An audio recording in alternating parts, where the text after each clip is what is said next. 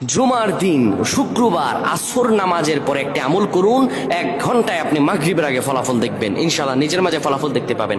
হাজারো মানুষে আমল করেছে, ফলাফল পেয়েছে, আপনিও পাবেন ইনশাল্লাহ। জুমার দিন শুক্রবার এটি গুরুত্বপূর্ণ দিন, আল্লাহর কাছে রহমতের দিন। এই দিন আল্লাহ সব বান্দাকে সপ্তাহের গুনাহ আল্লাহ মাফ করে দেন। হাদিসে এসেছে, কেউ যখন জোহর নামাজ পড়ে বাড়িতে চলে গিয়েছে, টুকিটাকি সগীরা গুনাহ হয়ে গেছে। আসর নামাজের সময় যখন ওযুর পানিগুলো হাতের মাঝে দিল, সঙ্গে সঙ্গে হাতের গুনাহ মাফ হয়ে গেল। মুখে যখন পানি দিল, মুখের গুনাহ মাফ হয়ে গেল। এক উক্তের নামাজ আরেক উক্তে ঠিকভাবে পড়ার কারণে সগীরা গুনাহ মাফ হয়ে যায়। এক জুমা থেকে আরেক জুমার নামাজ পড়ার কারণে আমার আল্লাহ সপ্তাহের গুনাহ মাফ করে দেন।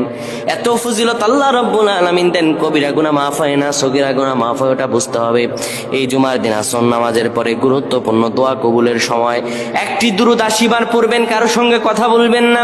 আসর নামাজ পড়ার পরে কিবলা মুখে হয়ে বসে থাকবেন, আর পরে পড়বেন আল্লাহুম্মা সাল্লি আলা সাইয়্যিদিনা মুহাম্মাদানিন নাবিয়্যিল উম্মি ওয়া আলা আলিহি ওয়া সাল্লিম তাসলিমা, ওয়া আলা আলিহি ওয়া সাল্লিম তাসলিমা। এই দুরূদটি 80 বার পরে আল্লাহর কাছে দোয়া করবেন, ইনশাআল্লাহ দেখবেন মাগরিবের আগে শরীরটা হালকা হয়ে গেছে, মনে হচ্ছে দোয়া কবুল হয়ে গেছে। আল্লাহ যেন আমাদের বুঝদান করেন, পয়েন আমিন।